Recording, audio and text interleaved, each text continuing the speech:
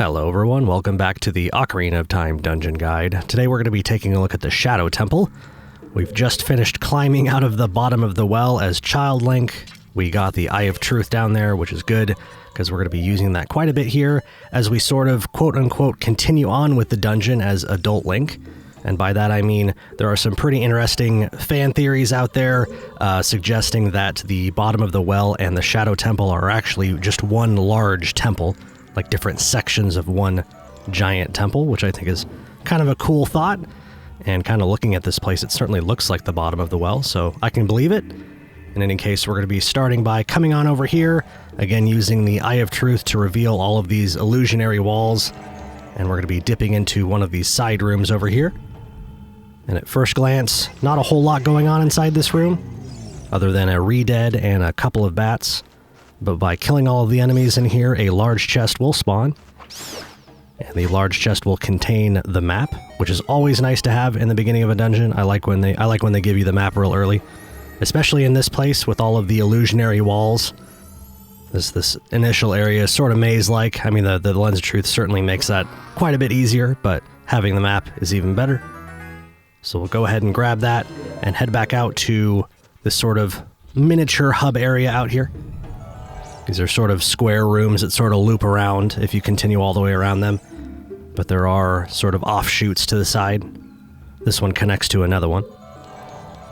I mentioned in the bottom of the well video that I like to toggle the Lens of Truth on and off, because you essentially use no magic power that way.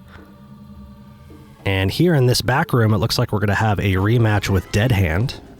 This was a mini-boss that we fought again in the bottom of the well. I kind of like to think that it's the same one. I don't know, there may be something in the lore about that. And here I make a little bit of a mistake. I kind of wait for him to come to me, but by the time he reaches me, he goes back underground, so that's just a waste of time. But again, what you can do in order to force Dead Hand to spawn after he disappears like that is just to intentionally get grabbed by the hands that are sticking up out of the ground. And it looks like in this fight, I decided to use the charged up spins, the magic spin attacks. You certainly don't have to do that. I don't even know if this is a particularly good way to do it. It was just something that I just decided to do in the middle of the recording. The Master Sword is obviously more powerful than the Kokiri Sword that we used in the previous video, so pretty much no matter what you do, it's going to go faster. But we'll get one last hit on him, and I believe that's going to be it for that fight. It's funny, between both of those videos, we never really got to see what Dead Hand does when he attacks you, and he actually bites the bejesus out of you. He, like, opens his mouth, like it's almost like his jaw dislocates, and he just chomps on you. It's kind of funny looking, or it would be funny if it wasn't so terrifying. But anyway, look at this. We've already got the big item from within the Shadow Temple, the hover boots. So very interesting that we get that item so very quickly, and we'll be using those throughout most of the dungeon. And if you're unfamiliar with how the hover boots work, while you're wearing them, you can run off of a ledge, almost as if you were trying to jump. And instead of jumping, you'll actually sort of hover in the air for a short period. And you can actually, depending on how wide the gap is, you can just straight up run across shorter gaps. And we'll be seeing that pretty quick here. We'll be heading back out to this sort of entrance room of the Shadow Temple, where we saw this big bird statue. And you may have noticed before, as I was toggling the Lens of Truth on and off, there's always a skull that does not disappear with the rest of them. If you get close to the statue, it says, "Point my beak to the skull of truth," which I guess it may as well be the one that doesn't disappear. The one true skull. I guess it makes sense. And basically what's going to happen is there's going to be a big gap, and right now there's a door that's got some iron bars on it, but once we rotate this statue into the right spot, there they are. Those iron bars are going to raise up out of the way, and this is kind of where we get to see the iron boots for the first time. And for a first-time hover there, that's actually a pretty difficult gap to cross, if you can believe it. And I say that because it's sort of easy to mess up. If you don't have a running start before you start hovering, you actually can come up short on gaps like that, or gaps that have just sort of a really, really long length to them. And that's because the hover boots are just sort of naturally slippery. and it can take quite a while before you reach your top speed, if you will. So make sure you get a running start before trying to cross any gaps, because it does actually make a difference. But anyway, enough about that. We're in this room right here with this crazy statue in the middle, with these scythes spinning around, and some silver rupees to be collecting. If you time it perfectly, you can actually roll underneath these blades. I've never been particularly good at that, but it is a thing. And having collected all of the silver rupees there, we open up this cell on the side. And I checked with the lens of truth there just to make sure there wasn't any holes. Because that's, if this was the bottom of the well, that's definitely where a hole would have been, right in front of a chest. And in any case, with that small key collected, we'll head back out here. I was blabbing about the hover boots last time we were in this room, but if you look with the Eye of Truth, there's secret passages on each side. In this room here, we will find a couple of mummies. Again, the mummies are essentially just reskinned re-dead enemies.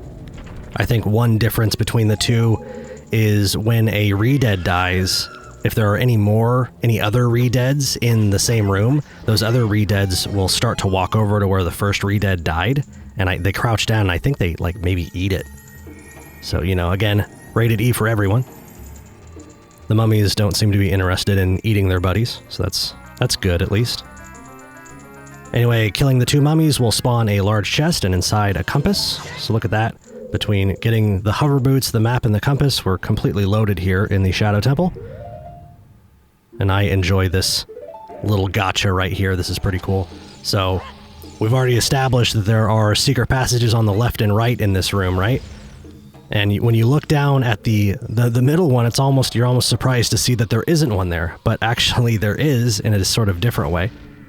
So there you go, just because it's not one of those passable walls that you just pass through after seeing it with the Eye of Truth. It doesn't mean it's not a good old-fashioned breakable wall that you open up with a bomb. So, you know, don't forget that those walls still exist in the game. Just because you got the Eye of Truth doesn't mean that you can just look at a wall and be like, oh yeah, that's definitely not a secret of some kind. Anyway, we got a long hallway right here. In this hallway, I like to take off the hover boots because there's a lot of these giant skultulas that'll drop down. And if you're wearing those slippery hover boots, it can be really hard to stop in time. That was awesome. But yeah, there's another one that dropped down right there. If I was, I knew that one was there, but if I was playing the game for the first time and I was wearing those hover boots, it's very likely I would have just slid right into that, even if I, pulled back on the control stick relatively quickly. Coming out here, we've got a big open sort of cave room thing going on here with a few different ways to go. So I'm going to go ahead and pop the hover boots back on because we will need those. Watch out for these guillotines. Seems like all of them have a different speed, so kind of make sure that you really understand what's going on with that thing before you try to run underneath it. Having said that, they don't really do that much damage for what it is, We got a Stalfoss over here. I'm sort of using that exploit that we sort of talked about in the Forest Temple, where you kind of aim for that flinch that they do.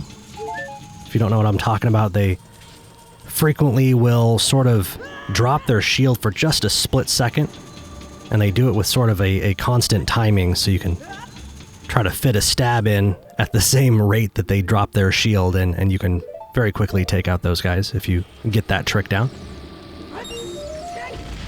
Coming over here, we're going to find more silver rupees to collect. Nothing too tricky here, except for the fact that there is one inside that BMOS enemy, which I actually think is kind of cool. So if you've collected all the silver rupees and you're not seeing where the other one was, make sure you throw a bomb or roll a bomb chew at that BMOS, and another rupee will be revealed underneath. Coming in here, we're going to find a room with lots of cells, and looking at the map, there's a whole bunch of chests in here. And that sign is going to give us a hint about this block that's hidden over here.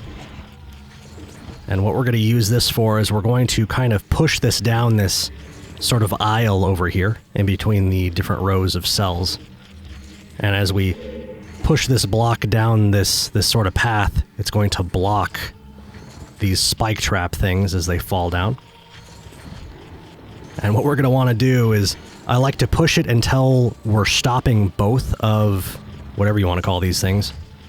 These traps, for lack of better words. So there you go. It's stopping both of them, and it's then that I like to switch sides. You kind of want to be careful about how far you push this with that like initial push, because if you push it too far, all of a sudden the block isn't blocking the trap anymore and you can get crushed. And by pulling this block all the way back here, you can step up onto this little tiny, it's almost like a little curb there. And we then have enough height to hop on top of that block and we can get up here. I mentioned that there were a whole bunch of chests in here. We even saw one inside one of those cells before. Pretty much every chest in this room, except for this one right here, is just kind of filler items. I almost called them garbage items, but I mean, there could be stuff in there that you would really appreciate having. I don't remember what the items are, I'm sorry. But there, you know, there'll be things like Deku Nuts or bombs or something like that. Having collected the key, we'll come on back out here. And now we have kind of a different way to go over here. And this is sort of tricky right here. Again, always remembering to use the lens of truth, because here we've got some big floating platforms that are completely invisible to the naked eye. Be careful toggling the lens of truth off and on there if you do that like I do, because that moving platform can, you know, fly off to one side, and while you have the eye of truth off, it can disappear from where you think it is, and you can run over there expecting it to catch you, and you can end up falling. Anyway, we've got this room right here. I find this room to be a little bit tedious. I don't know, there's something about it. Just got the spikes in the way that you have to avoid, and there's a lot of these silver rupees that are kind of floating up off the ground, so you have to find out where to shoot your hook shot to fall on top of them. And yes, the re-deads are freezing you in place every 2 seconds. Over here in this corner, there is an entire platform that's actually invisible, and then above it, that I believe that hookshot target is also invisible. So if you don't have the Eye of Truth on, you won't even know where to aim right there. But there you go, that was all the silver rupees. I guess that wasn't so bad. Oh, yes, you can hover over those spikes, oddly enough. Just make sure you get off of the top of them when your hover boots wear off, because then you'll just fall right on top of them and take damage anyway. This room right here, we've got a crazy big thing in the middle. I don't even know. Is that a big vase? I'm not sure, but it's a big skull thing with fire coming out of the top of it. And what you can do with that thing is actually grab one of these bombs. It's kind of funny that there's bomb flowers in here, even though we have bombs at this point in the game. But I guess it's kind of nice that we don't have to worry about not having bombs at this point in the dungeon. And I don't know if you saw it, but there was actually a small key that flew out of there.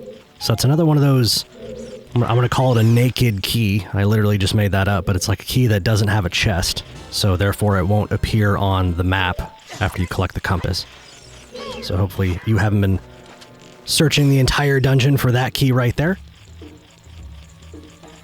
Anyway, once we've collected that, we can open this room back up by killing all of the enemies. And there's a bat way off over there. So I'm going to aim at those 3 or 4 pixels. And go ahead and open that back up and we'll be able to head back out. And the locked door that we're looking for luckily isn't too far away. You may have already seen it when we were in here the first time, but there's that platform at the end of that room. And there's a locked door up there. And what do you know, there's another one of those hidden hookshot targets. So use the Eye of Truth. You should be able to hop up there no problem. Here we've got a long hallway, and as we wrap around this corner, we're going to find this fan here. And it's going to push us back as we try to go down that leg of the hallway. So what we can do is, believe it or not, put on the iron boots. And that, those will weigh us down, and we don't have to worry about being thrown back by the fan. There's some interesting theories about, I guess, fans like these in Ocarina of Time.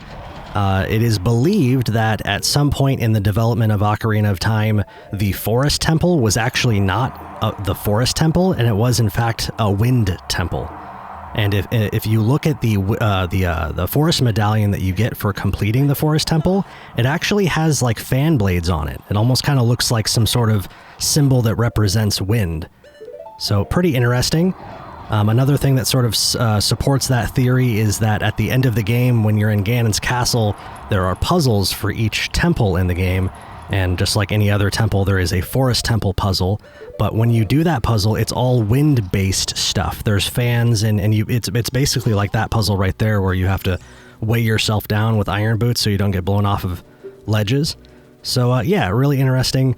I love hearing about how games sort of transform over the course of development. I love hearing about cut content. I find that really, really interesting stuff. But anyway, that's definitely a rabbit hole that I cannot go down right now, as much as I'd love to talk about it. Past me is in this room right here. We saw that face on the wall that gave us a hint. It said something about, for those who have the sacred feet, those people should let the wind guide them. So that's sort of a hint on how to proceed from this portion of the dungeon. And yes, if we look off to the right as we exit that room, there is a path to go over there. So we'll wait for the fan to start running and run off the ledge with the hover boots, which will sort of blow us down that hallway. There's a small key hidden right here, and I kind of like how this one's hidden. You can see on the map that there's something in there. So you think to yourself, okay, so I'll blow that away with the bomb. But then when the explosion disappears, there's nothing there. And that's when you use the Eye of Truth to reveal an invisible chest. So not only was it hidden under that breakable mound, but then it was invisible underneath. So kind of cheeky, I like that. And anyway, as we exit this room, we're going to see a caged area up there. And you can actually climb up there, and that's actually like a shortcut that leads back to the beginning of the dungeon. We won't really be checking that out. There's no point for us to be doing that now. But we're going to be moving this block and pushing it over to the opposite wall, which will allow us to get onto that big ship. And there you can see the climbable surface on the left-hand side there. That is the shortcut that I was mentioning. It'll take you pretty close to the entrance of Shadow Temple. It won't take you all the way there. But if you were to, want to take a break or something at this point in the Shadow Temple, it is nice to have this shortcut opened, because, when you restart, when you start playing again after saving and quitting, you start at the entrance of the dungeon, and it would suck to have to go the full length of Shadow Temple to make it back to this point right here. So nice to have. Anyway, having pushed that block all the way home, it'll drop down just a little bit, which will allow us to hop on top and reach this ladder, and we can jump the gap over here onto this pretty sweet looking ship. We got a Triforce symbol on the floor, and at this point in the game, you probably know what to do. Anytime you see that symbol, the first thing you try to do is play Zelda's Lullaby. And once this thing starts moving, a couple of Stalfoss will spawn. Unlike, the Stalfoss that we saw in Forest Temple, you don't need to kill these. You could actually just sort of run away. If you do struggle with that type of enemy, you can just sort of avoid these guys.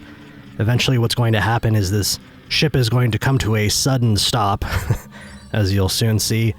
But killing the Stalfoss is completely optional. Got a really long cutscene of watching that boat kind of float away. It is pretty, like I said, pretty cool looking to see it go, though. There's no water down there. Make no mistake, if you were to jump off the boat, you would not be jumping into water. You would be falling into the void. There's the second Stalfoss there. I believe there's actually a spot that you can stand on this boat where they can't reach you. It's on the back, I believe, as the camera spins around here. Yeah, you see that dark area? That sort of triangular looking spot right there? So it obviously slopes upward, but it's not so steep that you can't walk up it. So if you walk up there and just stand on the top, I may be wrong about this, I've never done it, but the Stalfoss try to circle around you. They don't really walk directly at you. I mean, I guess they do jump slash, but I'm pretty sure that's a safe spot there. So if you're, again, struggling with those guys, maybe that's something you can try. But anyway, as you can see, as the boat hit the end of the little moat there, for lack of better words, it hits the wall and then just sinks really suddenly. So make sure you don't go down with the ship there. Make sure you jump off. And coming over here, we have sort of like an illusionary maze. So we're going to be checking out the rooms on the... This room is sort of diamond-shaped, and there's rooms on the corners of the diamond there. Coming over here, we have another wall master. This is one of those invisible ones. Sometimes these guys are invisible, and sometimes they're not. So we'll go ahead and take him out, and then when he splits apart, his little hands scuttle off. I love it. It's a funny little enemy. I mean, not an enemy I would want to see in real life. Oh no. But in a video game, yeah. Pretty funny. Having killed that guy, a small chest will spawn, getting us another key. I was kind of thinking to myself earlier, I kind of wished big chests would spawn with big keys. I mean, in video games, how many hundreds of small keys have we collected, but how many big keys have there been? I mean, I guess the big key, or the boss key is a big key. Speaking of which, the boss key is in this room right here. And we've got this cool sort of Indiana Jones style trap here, where we have these wooden walls with spikes on them that'll slowly crush us if we don't do something. But luckily we needed Din's fire in order to even get into the Shadow Temple. So we'll go ahead and use that, and then we're going to get really, really close to dying. But no worries there. So we'll go ahead and crack this chest open and grab the boss key, which is great because the boss room, the final boss of the Shadow Temple, is not far away. Past me is... I'm taking out this Re-Dead because I really want him to drop health. And I didn't get any hearts, so I'm going to go ahead and manually release my fairy. And the only reason I'm doing this is because I just don't want to hear the low health alarm. And I'm sure you don't either. But otherwise, if you do have a fairy, there's no need to manually release it like that.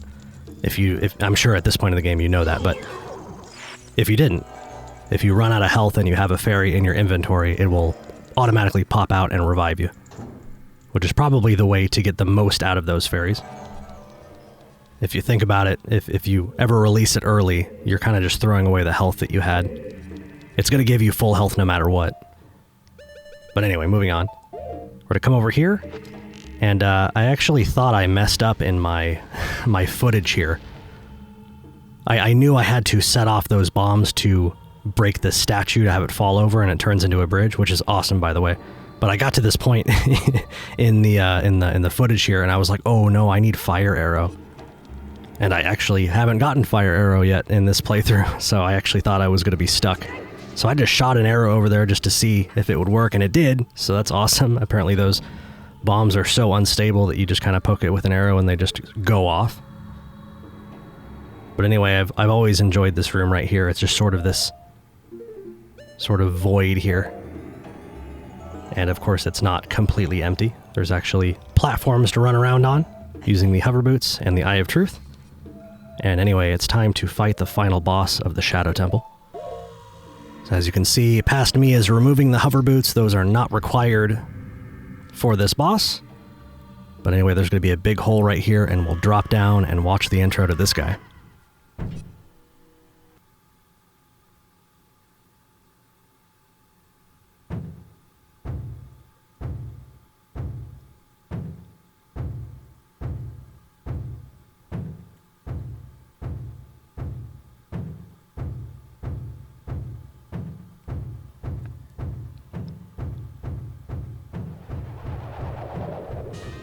Phantom Shadow Beast Bongo Bongo. Drum Master Bongo Bongo. So the way this boss works is his main body is invisible. You can see it with the Eye of Truth. And the way you actually deal damage to his actual health bar is by hitting him in the eye. But he does not open his eye until you stun or damage both of his hands. So there you go, I hit both of his hands, and then what he does is he sort of drops down and kind of slides towards you. What you want to do is try to hit him as he's sliding towards you. And I kind of mess up right here. I'm not sure where... I got a shot off there, and I'm not sure where the shot went. But I kind of like to wait for him to slide towards me a little bit, because if you hit him too early, he's awfully far away. And then you kind of have to run at him. I got to get all the way over there. So I kind of like to let him, come to me a little bit before I shoot him. And as we may see here in at least a couple of these cycles, I may actually wait too long. That was kind of a fun little trick there. You don't necessarily need to see Bongo Bongo to hit his eye. You can kind of tell where he is because he's always sort of situated in between the two hands. So if you run out of magic here, it's not that big of a deal. His hands, I don't know if I mentioned it, but his hands are always visible. So we're just kind of continuing to go through the cycles here. You'll find that most of the attacks that he does can just be interrupted by shooting him with an arrow. Sometimes you have to wait a split second. You don't want to shoot too early because like as the hand is like moving around, the shot may miss, but if you kind of wait for the hand to settle before it like swings at you, usually you can pretty reliably get those attacks there. And with one final jump slash, we'll go ahead and finish off Bongo Bongo. And he's suddenly going to have a different beat there. I was going to say that Bongo Bongo only knows one song, and he plays it throughout the entire boss fight there, but I guess his tune changes a little bit as he dies. And then he's going to turn into all this purple static and sort of melt into the floor, which I think is pretty cool looking. But anyway, that's going to do it for the Shadow Temple. Thank you so much for watching. I hope you learned something. I really like this temple, both the Shadow Temple and the Spirit Temple. I enjoy them because it just sort of feels like we're on the final stretch of Ocarina of Time. And I think some of that comes from the fact that these last two temples don't really have a full-blown child equivalent to them, if you will. You know, like, you got Fire Temple, right? Fire Temple had Dodongo's Cavern, which was like a child version of the Fire Temple. And when you go into the Fire Temple, it's almost like you can kind of expect certain things because you've been through the child version of the dungeon, if you will. Whereas Shadow Temple and Spirit Temple, man, you have no idea what's going to be happening in those dungeons, and I think it's pretty cool. In any case, though, coming up next is going to be Spirit Temple. Hope you stay tuned for that, and I'll see you in the next video.